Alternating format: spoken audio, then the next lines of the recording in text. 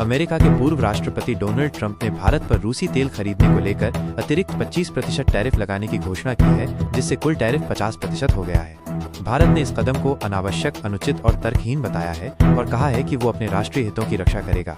कांग्रेस और विपक्ष ने इस मुद्दे पर प्रधानमंत्री नरेंद्र मोदी पर निशाना साधा है। उत्तराखंड के उत्तरकाशी जिले में बादल फटने की घटना से भारी तबाही हुई है। धराली गांव में तेज बहाव के कारण कई मकान बह गए हैं और पूरा क्षेत्र मलबे से भर गया है।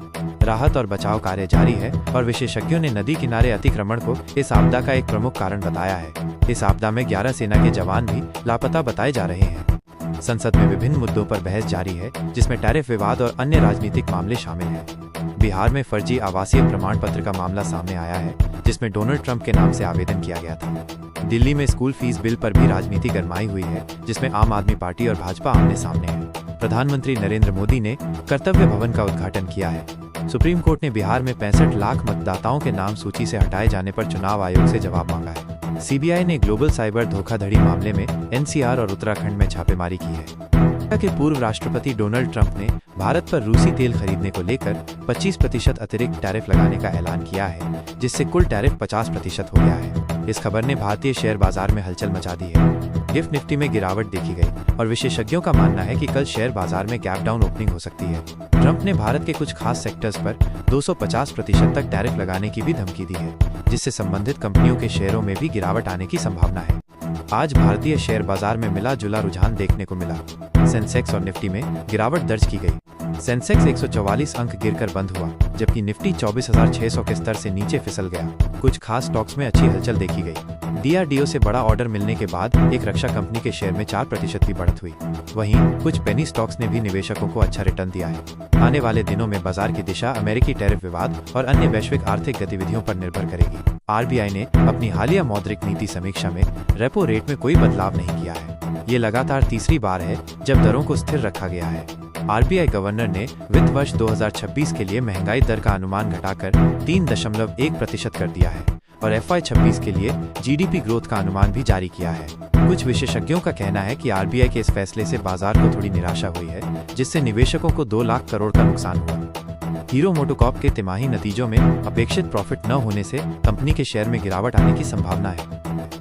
अनिल अंबानी समूह की कंपनियों के खिलाफ 3000 करोड़ रुपए के ऋण घोटाले में ईडी ने छापेमारी की है। भारत और फिलीपींस ने पर्यटन को बढ़ावा देने के लिए कई महत्वपूर्ण कदम उठाए हैं। अब भारतीय पर्यटकों को फिलीपींस में बिना वीजा के प्रवेश मिलेगा और फिलीपींस के यात्रियों को भारत के लिए मुफ्त ई वीजा दिया जाएगा। इसके साथ ही एयर इंडिया 1 अक्टूबर से दिल्ली और मनीला के बीच सीधी उड़ानें शुरू करेगा, जिससे दोनों देशों के बीच यात्रा आसान हो जाएगी। देश में कई नए हवाई अड्डे या मौजूदा हवाई अड्डों का विस्तार हो रहा है।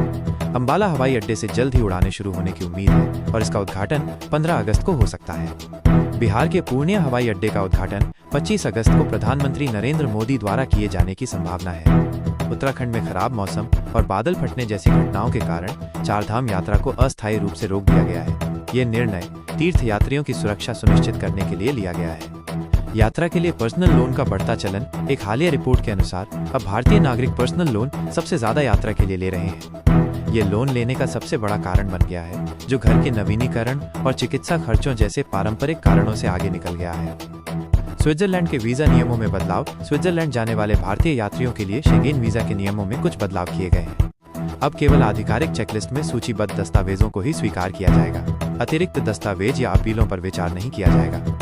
दिल्ली में 2 क्लब सिस्टम। दिल्ली सरकार ने 100 स्कूलों में 2 क्लब सिस्टम लागू करने का फैसला किया है। इस पहल के तहत पढ़ाई के साथ साथ छात्रों को खेल, कला और अन्य गतिविधियों में भी भाग लेने का मौका मिलेगा।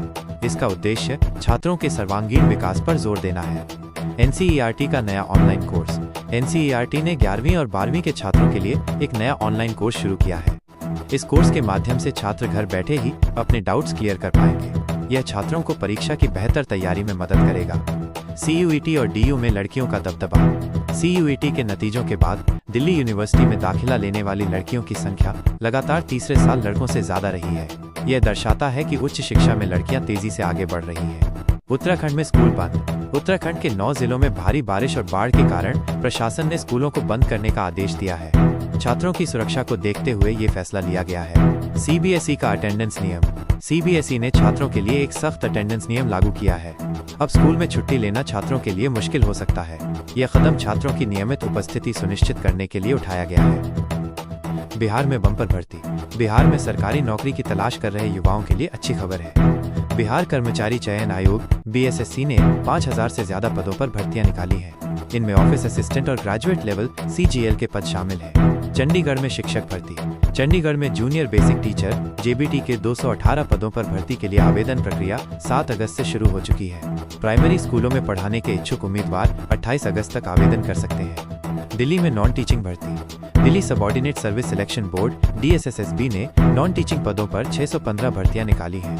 10वीं पास उम्मीदवार भी इन पदों के लिए आवेदन कर सकते हैं। मध्य प्रदेश में शिक्षक भर्ती। मध्य प्रदेश में प्राइमरी टीचर के 13,089 पदों पर भर्ती के लिए आवेदन की अंतिम तिथि को बढ़ा दिया गया है। इच्छुक उम्मीदवार जल्द से जल्द आवेदन कर सकते हैं। उत्तर प्रदेश में शिक्षक भर्ती। यूपीपीएससी ने LT ग्रेड शिक्षकों के लिए 7,466 पदों पर भर्ती शुरू की है।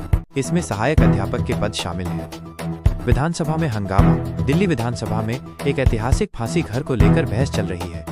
कुछ इतिहासकारों का दावा है कि दिल्ली विधानसभा भवन में स्वतंत्रता सेनानियों को फांसी देने के लिए एक फांसी घर था, जबकि विधानसभा अध्यक्ष ने इस दावे को जनता को गुमराह करने वाला बताया है। इस मुद्दे पर सदन में तीखी बहस हो रही है। नए सचिवालय भवन की योजना। दिल्ली सरकार शहर में एक नया सचिवालय भवन बनाने की योजना पर विचार कर रही है। इसके लिए राजघाट पावर प्लांट सहित 4 जगहों को शॉर्टलिस्ट किया गया है। स्कूल फीस बिल पर चर्चा। दिल्ली विधानसभा में निजी स्कूलों की फीस वृद्धि को नियंत्रित करने के लिए एक बिल पर बहस चल रही है। आम आदमी पार्टी आप ने इस बिल को समीक्षा के लिए एक चयन समिति को भेजने की मांग की है। शिक्षक भर्ती और प्रशिक्षण। दिल्ली सरकार ने शिक्षकों को भारतीय ज्ञान प्रणालियों इंडियन नॉलेज सिस्टम्स (IKS) में प्रशिक्षित करने के लिए IIT के साथ मिलकर एक कार्यक्रम शुरू करने की घोषणा की है। पहले चरण में 50 शिक्षकों को इस कार्यक्रम में प्रशिक्षित किया जाएगा। DU में दाखिले और चुनाव। दिल्ली विश्वविद्यालय में अब तक 71,000 छात्रों का अंडर ग्रेजुएट UG कोर्स में दाखिला हो चुका है। इसके साथ ही छात्र संघ चुनावों की तैयारी भी चल रही है, जिसके लिए सख्त नियम बनाए गए हैं। चेन स्नैचिंग की घटना। एक लोकसभा सांसद की चेन छीनने के मामले में दिल्ली पुलिस ने एक व्यक्ति को गिरफ्तार किया है और आभूषण बरामद कर लिए हैं। रेड फोर्ट की सुरक्षा में चूक। स्वतंत्रता दिवस से पहले रेड फोर्ट में एक सुरक्षा ड्रिल के दौरान डमी बम का पता नहीं लगने पर 7 पुलिस कर्मियों को निलंबित कर दिया गया है।